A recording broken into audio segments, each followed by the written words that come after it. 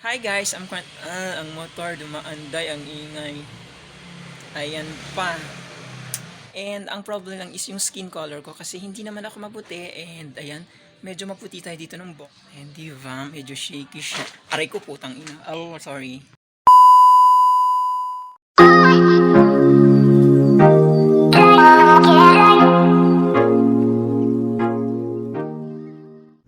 Hey, what's up? Kamusta kayo dyan? Welcome back again for another vlog.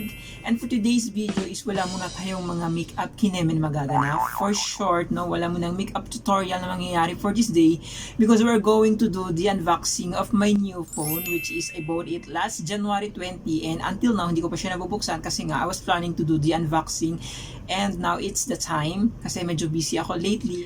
And of course, I will just give that basic specification of that smartphone. Kasi nga, disclaimer lang, hindi po tayo professional technician. Technician. Hindi po tayo techie mga bakla. And this is my first time to do the unboxing, especially sa phone. Yes. And of course, I will give my impressions. And syempre, i-rate na rin natin itong phone. No, kung swak ba sa bulsa, kung pasok ba sa budget, kung shoot ba siya sa banga. And I have the Infinix Note 8 here and nag-launch siya sa ibang country. I guess last year, October, I'm not sure. Pero nirelease ni Infinix itong si Note 8 sa Pilipinas this January lang, nasa 14, 15, 16 I guess. Okay nang bahala manghula. So unfortunately, nung nirelease itong si Infinix Note 8 is hindi siya available sa official store ng Infinix sa Lazada and Shopee. So nag-search ako sa ibang store and may mga nag-post doon, so nag-hesitate akong mag-order kasi alam mo na baka ma-scam tayo kasi wala pang mga reviews, so medyo mahirap magtiwala ngayon, di ba? Minsan akong na-scam and ayoko nang maulit pa. So ang ginawa ko is pumunta ako sa Facebook page sa mga buy and sell and nag-search nga ako and luckily is may nakita ako. So yung price niya is 8,490 pero nag-drop ito nung February to kasi nag-sale sila, so naging 7,990 na lang. And nakuha ko siya, nabili ko siya sa online, no, sa online seller sa Facebook is 800 ano ba? 8,300. So free delivery siya around Pasig. So ayun, so wala akong previous na nakuha pero okay lang yun kasi hindi naman previous yung habol natin. Yung habol ko is yung smartphone. And thank you kay Sir Emak Reyes, no? Siya yung nag-deliver ng phone. So nasa Robinson ako that time and nakapila kasi mahaba yung pila, may binili ako ng konting ano lang, mga importanteng bagay.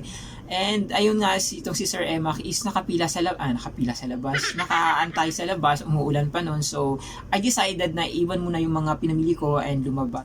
So ilalagay ko yung link, no, ng store na pinagbilhan ko na sa online. So, yan kay Sir Emak Reyes. Legit na legit po siya. So, check na lang sa description box later. So, without any further ado, let's start. So, nakasealed pa siya guys. Naka-plastic pa siya. Hindi ko pa talaga siya nabubuksan. So, yun, bubuksan na natin.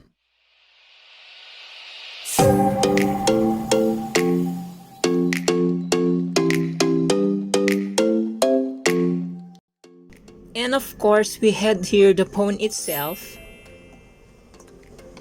Tabi lang muna natin to. And ewan ko kung ano to. We had here the SIM injector tool or ang mahiwagang panundot according to Ma'am Mary Bautista. A warranty card. And ewan ko kung ano to. Ano ba to? We had the clear case. And of course, may palibreng SIM protector si Infinix Note 8. So, SIM protector lang po. Wala po tayong libreng tempered glass. So we had here guys the wall adapter, USB cable which is USB Type-C port na po siya, ayan bongga. And of course may pa pre-earphone si Infinix Note 8, so sa ibang phone kasi is walang free earphone, so good job Infinix.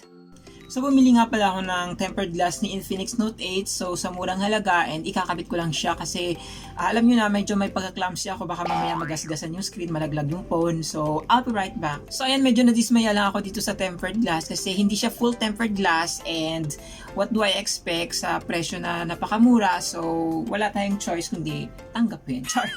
Alright, let's talk about the design. So I have here the Deep Sea Luster and available din siya sa Silver and Iceland Fantasy. So supposed to be is Iceland Fantasy talaga yung bibiling ko, but unfortunately is nagkaubusan ng stock kasi limited edition lang siya. So no choice ako and favorite color ko naman yung blue, so blue na lang po yung pinili ko. So sa right side naman is makikita yung volume rocker and of course the power button and fingerprint sensor na din. Sa left side naman ay meron tayong SIM tray dual 4G LTE nano SIM and of course the SD card slot. So yung likod niya guys is made of polycarbonate plastic no with a shiny and a glossy back finish no which is clearly na kapitin talaga siya ng fingerprints or smudges. So no worries tayo dyan kasi nga we have the free clear case no para dun sa mga taong pabisin at pasmado yung mga kamay nila. So nakakasyala lang siyang tignan dahil nga dun sa shiny effects niya no lalo na pag natatamaan siya ng sinag ng araw or liwanag. So and it looks like na parang may mamahalin kang phone and that was my first impression about this. So below we had the microphone, the headphone jack, the USB Type-Port C, and of course the speaker grill. So at the top is makikita natin na walang nakalagay, so plain lang siya. So okay, let's talk about the display guys, no. So it has Corning Gorilla Glass and hindi na mention kung anong klase. So it is 6.95 IPS LCD display and konting-konti na lang magiging 7 inches na siya which is I like kasi mahilig ako manood ng video no and mahilig ako sa mga malalaki. Char! And first time ko talagang makahawak ng ganitong kalaking smartphone. So, bongga. So, yun nga guys, baka ma-disappoint lang kayo ng very light kasi nga yung resolution niya is hindi pa sinagad sa 1080p, no? So, nasa 720p by 1640 pixel resolution lang siya. And it's okay lang naman for me kasi sinay naman ako. Char! So, sa camera setup naman guys, so rectangular yung shape niya and pasok sa banga. Mas bet ko yung mga ganitong setup ng camera kasi wala lang. Gusto ko lang yung mga ganitong setup. Char! So, let's talk about the performance. And ang napansin ko una agad is yung sa fingerprint, no? Ayan. So, mabilis siyang mag-detect. Ayan, ulit. Ayan. So, medyo sensitive lang siya kasi nga, di ba, pag nahawakan ng ibang daliri, bigla lang siyang nagbabibrate. Ayan.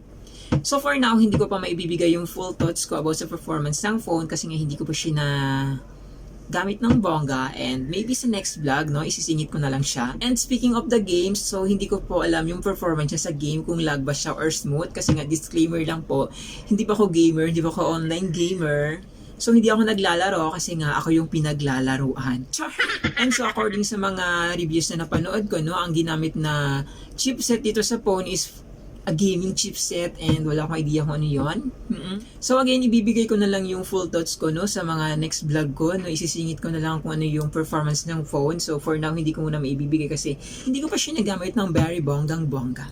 So let's talk about the camera. Si Infinix Note 8 ay may 6 cameras which is 64 megapixels sa rear, 2 megapixels sa depth sensor, 2 megapixel for macro and 2 megapixel and I don't know kung para saan yun kasi walang nakalagay sa spec sheets. And sa front naman we have the 16 megapixel and 2 megapixel depth sensor.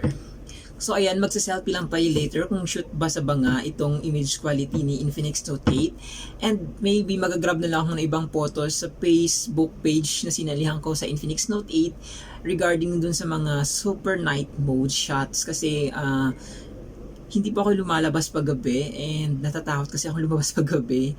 So, syempre magbibigay tayo ng credit sa mga owner ng photos. And of course, magta-try din tayo mag-shoot no, using this cam. Hi guys, ang motor dumaanday, ang ingay. Ayan pa. So ayan guys, I'm currently using this Infinix Note 8 and all I can say is okay naman yung camera niya for videos, no, maliwanag and ayan, good for vlogging, lalo sa mga budget phone. And ang problem lang is yung skin color ko kasi hindi naman ako maputi and ayan, medyo maputi tayo dito ng bongga pero it's okay kasi nga gusto ko rin maranasang pumuti. Char! So ito yung walang stabilizer. So and pag naglalakad tayo is medyo shaky. And diba, medyo shaky siya. Aray ko putang ina. Oh, sorry. Hindi natin i-on itong stabilizer and ito siya. Diba? Hindi siya shaky kahit jump ka pa dyan ng bongga, kahit tumambling ka pa. Char! Ang puti talaga ng mukha ko. Ayan, I'm using this Bheki effect. Ayan, nag-blurred yung paligid ko. Nag-blurred ba? Oo nga, nag-blurred. Ayan. So, may daming sinampay. And ayan, ang puti ko pa rin. So, I'm using this beauty effect. Beauty yarn. Char! Back. Beauty. So, sa back naman is hindi ako makapag-video ng back kasi nga puro ano makikita mo dito sa terrace, mga sinumpay at binabad na damit. And maybe next time, char, pag nag-vlog ako outside, ang ganda ko talaga dito, char. Ganda yan, girl. So, susubukan natin sa indoor kung okay ba siya. So, may flash naman and susubukan ko rin yung dual flash niya sa front cam. So, I'll right back. So, ayun mga bakla, I'm currently using the dual flash and ayan, hindi ko alam kung ano yung video quality niya. So, kayo nang bahalang humusga kung okay siya indoor with dual flash. And ayan, ganda pa rin yan. Char! So, and that's all for today, guys. So, I'm still confused kung ano yung papag-giveaway ko. And just wait for my next announcement sa next vlog ko. Or you can comment down below kung ano yung gusto nyo ipapag-giveaway ko. So, titignan natin kung ano yung kaya ng budget. So, ayan, pasensya na if may mga pagkukulang tayong information regarding sa phone. Kasi nga, uulitin ko, hindi po ako professional technician. Char.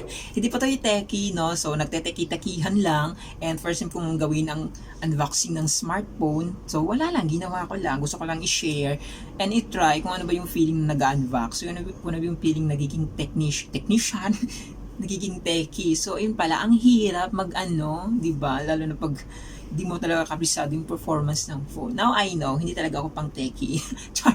So, and that's it. So, if you haven't yet subscribed in my YouTube channel, please do subscribe. Don't forget to like the notification bell. Like the notification bell? Ano daw? Don't forget to hit the notification bell para ma-notify ng bongga sa mga next videos na i-upload ko. Once again, this is Bheki. Thank you for watching, guys. See you on my next vlog.